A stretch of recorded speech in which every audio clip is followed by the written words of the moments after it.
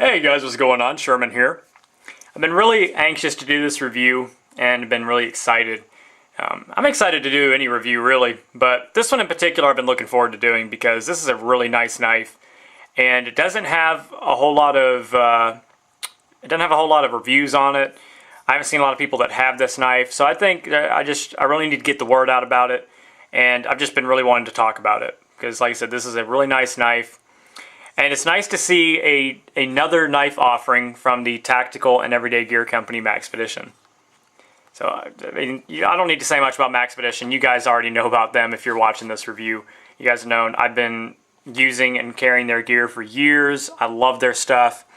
And it's so nice to see more knife offerings from them. So this is their second knife offering.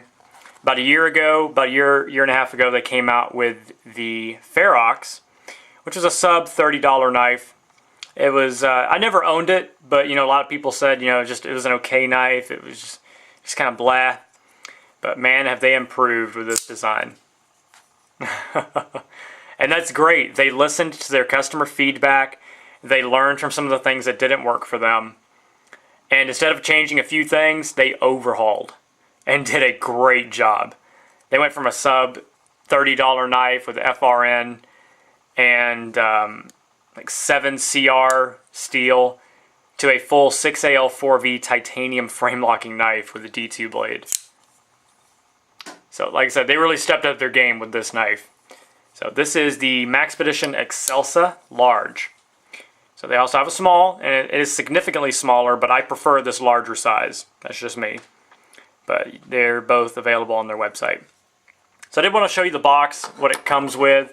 When you order this knife, what you're going to get. So you get this nice box, and it kind of reminds me of a Benchmade because you get this nice foam padding on the inside which cradles your knife and it is presented to you. I know Jim Skelton did a video all about presentations, and this is just a really nice presentation. You open the box and the knife is presented to you. It's just really nice. It speaks volumes.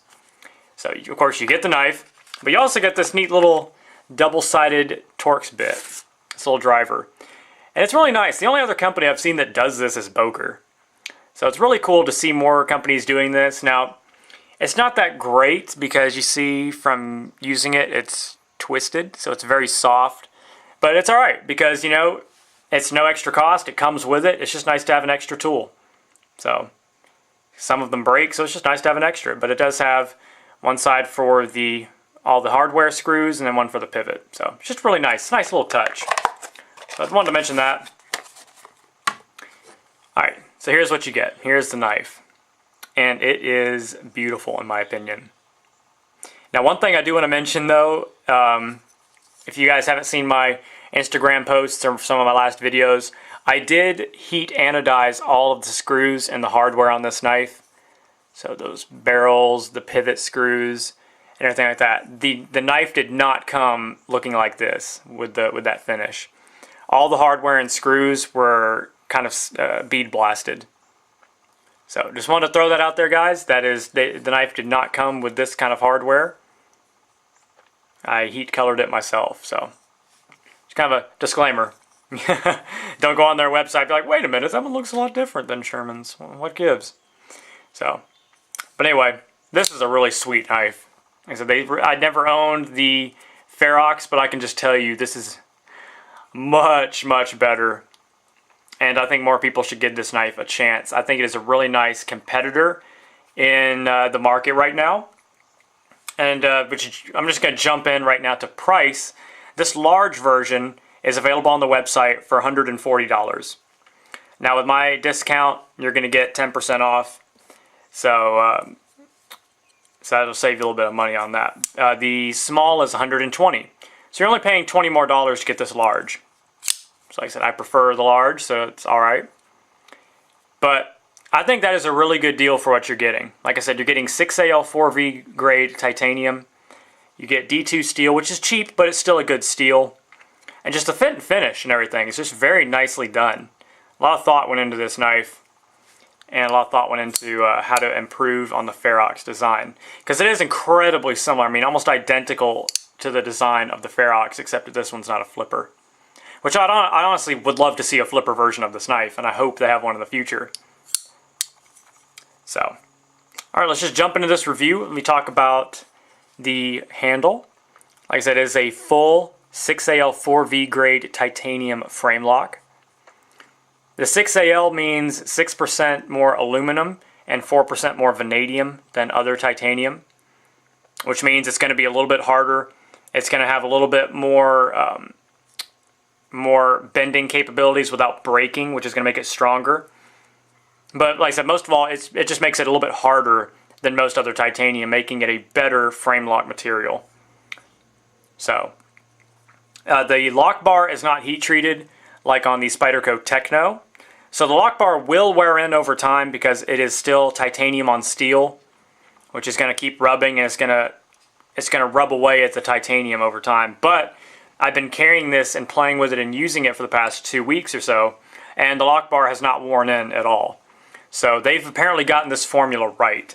So that's very good. Just wanted to mention that. So the handle, so the frame here and the lock bar side is bead blasted. It looks titanium, which looks great. It has a nice feel to it. It's not necessarily slippery, but it kind of has a nice smoother chalk feel. It has kind of like a smoother chalky feel. You know, it doesn't feel like a DLC coating or anything, or a powder coating or anything like that. But it, it just feels like if you're used to bead blasted titanium, that's pretty much what it feels like, because it's what it is.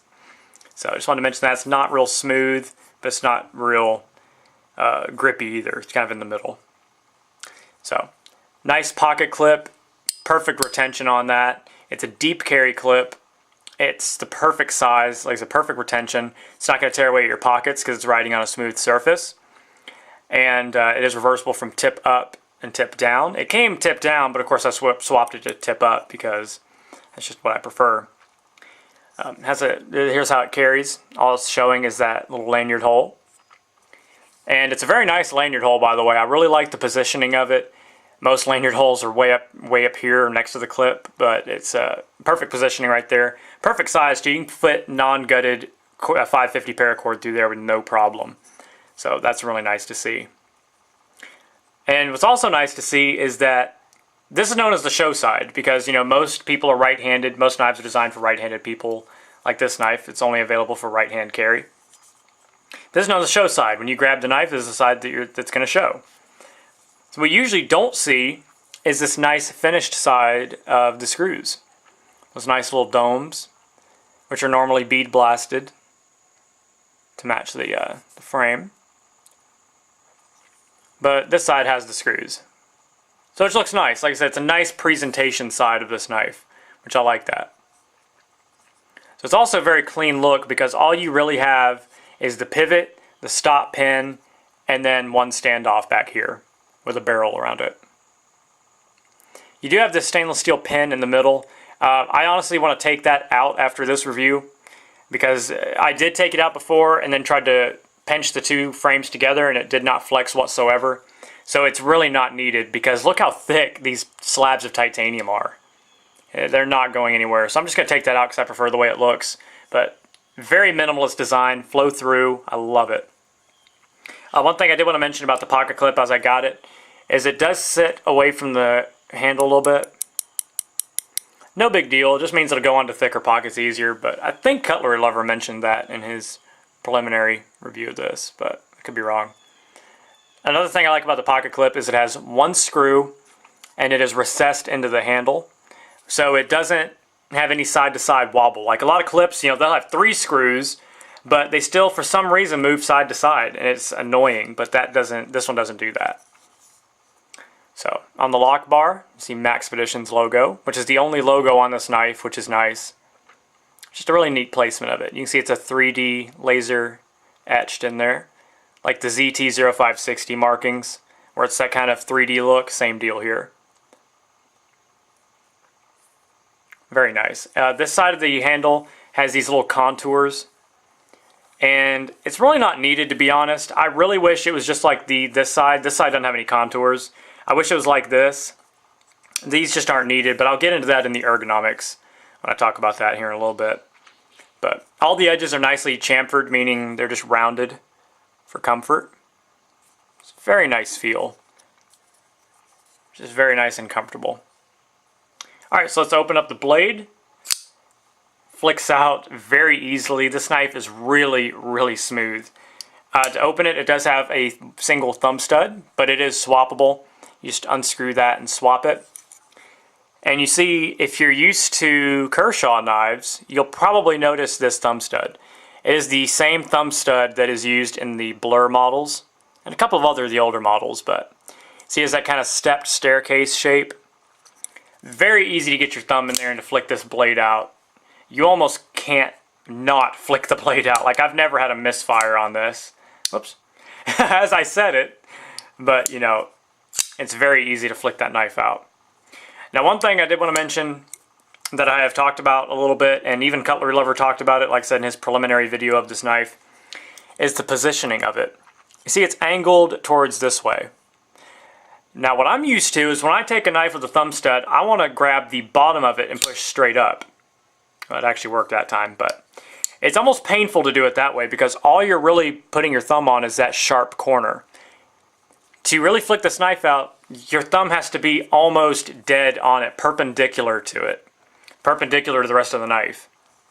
And then push out and up, almost. Now, I've gotten used to it. It's not a big deal, but it's just a slightly different deployment than I'm used to. But, you know, that's not a flaw because every knife opens slightly differently than the next. So, it's not a flaw, but it is something I wanted to mention. And no, you cannot change the position of it. It has a slight cutout, kind of like a half circle. And it sets in it only in that direction. So you cannot change it. It does sit away from the frame just slightly, so it's very, very easy to get to, especially with that deep contour. Even wearing gloves, you're going to be able to flick this blade out. Perfect, perfect detent on this knife. It just sucks it right in. Watch. I just wanted to mention that because strong detent is very important to me. Weak detent is a huge pet peeve of mine, and it inhibits how easy your knife is going to deploy. So anyway, 3.6 inch long D2 steel blade, full flat ground, has a really nice looking satin finish, almost polished. You can probably see the reflection right there. Very nice finish on it. Being D2, it is a high carbon tool steel.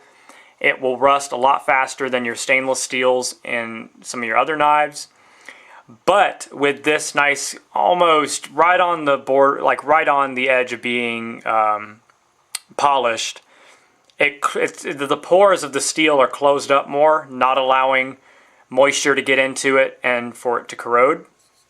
So I don't think you're going to have to really worry about rusting with this knife. At least I haven't, and I've been carrying this for 2 weeks. I've been in the rain, been in damp environments, and there's no spotting anywhere. So they did it right. Another thing that is really nice about this knife is that the spine has been rounded. Not only is it aesthetically pleasing, it also serves a function. It kind of acts, you know, like a convex edge acts because it's rounded. It doesn't have those sharp corners. It just really digs in better. It's like a viewer mentioned to me, as you're cutting through thick things like cardboard, it comes up this knife and then just slips around that. And it just kind of, it's kind of hard to explain. It kind of looks like an aerodynamics like you watch in a wind tunnel with a car. How the air will go over the car and just slide out from the back. That's kind of what this is like. You don't have those sharp edges of the spine for that material to kind of catch on, and just, it's not a drastic angle. So I hope you guys know what I'm talking about, but it's not a dramatic difference in cutting at all. It's just, it does make it slightly easier, but I just like the way it looks. There's only a couple of production knives that offer a rounded, or what do they call it, a crowned spine, something like that. I don't know, but it's rounded. You do have some jimping here. It is not functional whatsoever. I'm probably, after this review, going to take my Dremel and notch those and make them deeper. The jimping was cut very odd. It's crooked and it just looks very unfinished. They didn't do a very good job on that, but no big deal. Phosphor bronze bushings on this knife. It is not any kind of, you know, ball bearings or anything like that, but it is incredibly smooth. You just have to get it in hand to experience it. It's very smooth. I don't care it doesn't have bearings. Kind of feels like it does. So, like I said, D2 steel. It's held an edge great. It came dull, to be honest. It did not come sharp. It came with a very toothy edge like I'm used to with D2. And the edge angle was very steep. Very, very steep. It was... I'm not very good with estimating edge angles, so I'm not even going to try, but like I said, it was just very steep. So I did reprofile this side, because this side was much more off than the other. And now it's hair popping sharp. Very nice edge. Now the next thing I want to talk about is something you may notice. Hey, where's the lock bar stabilizer on that? Well, it doesn't have it. Well, yeah, it does. It has an internal lock bar stabilizer. It's not technically a lock bar stabilizer. A lock bar stabilizer keeps the lock bar from moving downward, from being able to press down. That's the technical definition of a lock bar stabilizer. What this has is an over travel stop. You can see right over the XPEDI, right in this area right there. See a little piece of metal in there, and it is, I believe it's pinned because there's no screws, you can't take it off. But it's a piece of metal flush with the titanium frame. It sticks out and it meets into a pocket that's right here in this titanium frame. So it's in the lock bar, and then it sets into the frame, and it keeps the lock bar from moving over. The lock bar cannot move over any further than this. It is physically blocked by that pinned piece of steel inside of there. So very nice touch. A lot of companies now, well, it's mostly custom knife makers, are doing these internal over travel stops. Very nice touch. Like I said, for 140 bucks, that's a great deal. I believe I mentioned the price already, but if not, these go for about $140. So that's a great thing to offer on a fairly inexpensive knife. The cutouts on the inside, usually you see the cutouts here on the outside. I prefer them to see them on the inside like this, because a lot of times when you're holding a knife, it has those cutouts. They're very sharp, and they'll kind of dig at your pinky, or they'll kind of scuff up your pockets, because as you see the positioning of it, if that milled out pocket was right there, that sharp corner would be right where your pocket's going to set up against under that pocket clip. So it would shred your pocket over time. So, like I said, they put some thought into it.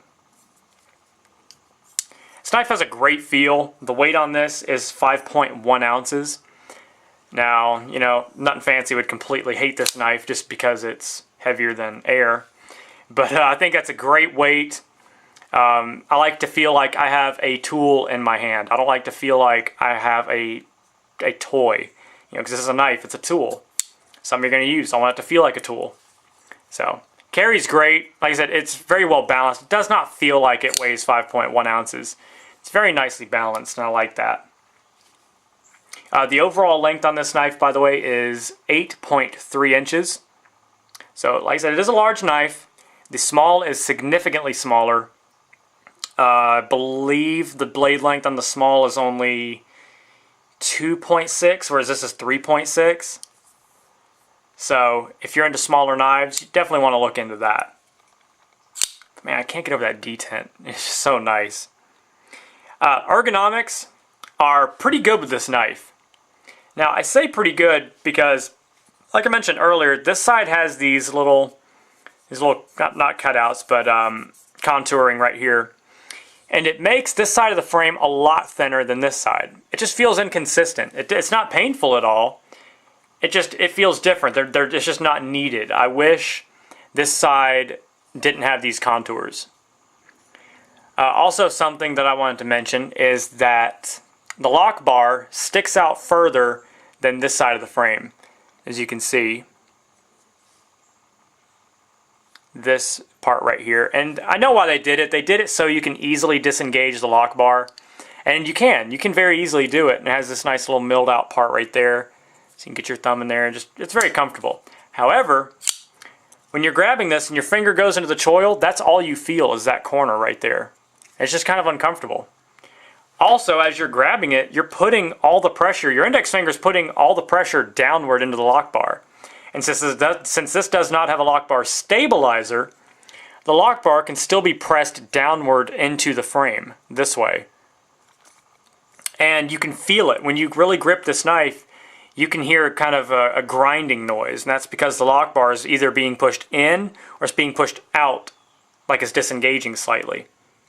Or you're grabbing it and you can feel it push in. You can feel and hear that kind of squeaking noise. That's from you pushing the lock bar into engagement harder. Now some people may think that's a plus, but I don't know. I just don't like that. I wish this lock bar was flush with this frame. So I might actually take my Dremel and grind that down a little bit, but I don't know yet. So I did want to mention that, and also because your index finger is pretty much only resting, it's only resting on that one part right there. If your hand were to twist this way, it's going to disengage that lock bar. I can already feel like if my hand twists, I can feel it. Yeah, I'm not going to try it because I can feel like the blade is going to come into my hand, cut my finger open. But like I said, when you're gripping the knife like this, I don't know if you can hear it, but I can control the lock bar completely, and you're not supposed to be able to do that.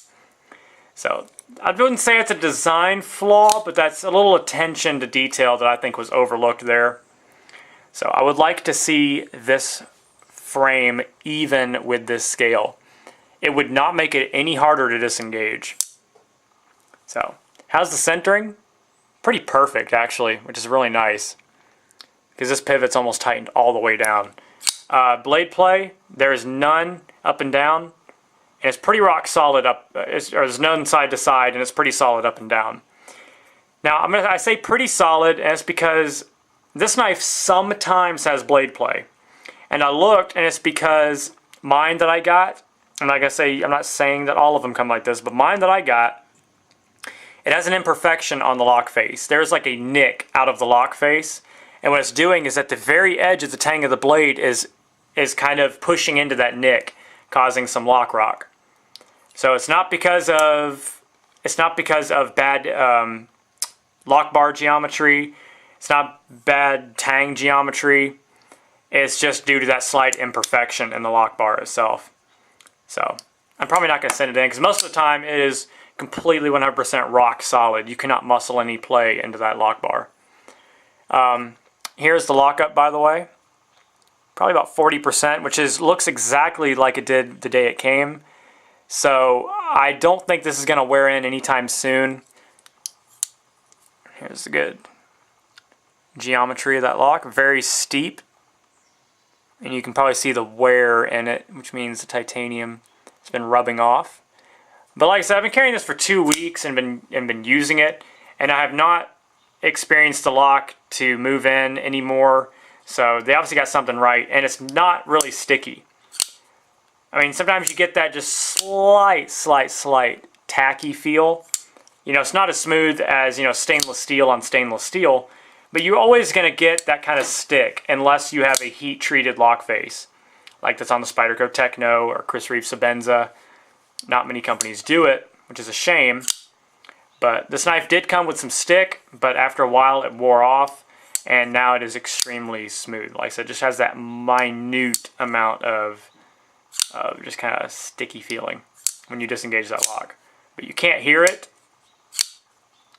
So, like I said, it's very smooth now. So this is a really sweet knife, guys. Like I said, I cannot remember if I mentioned the price or not, but these go for $140 on their website, and of course you can get it at a slight discount with my 10% off coupon code Sherman. So I'll put a link in the description to that code as well, so you guys can use it. Like I said, it's 10% off, and the small goes for $120.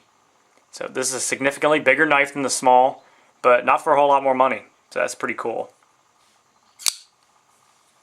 Alright guys, about all I can say about this knife. It is a really sweet offering. I've really been enjoying carrying it, and I thank Maxpedition for giving me the opportunity to test and to review this knife. It has been really sweet, and I love doing the little custom work on it with the heat anodizing, and I might even do some more work to it in the future. So, great knife, guys. I really think you should at least check it out. If you maybe check out the small, just to get a feel for it, and if you just want to save $20 or so, but really nice knife. Like I said, I think you should try it out. It is a pretty good bargain, especially on the market today. So, hope you guys enjoyed this review. If you have any questions, let me know in the comments box, guys. Have a great rest of your day. Stay safe, stay sharp, and God bless. Sherman614. Peace.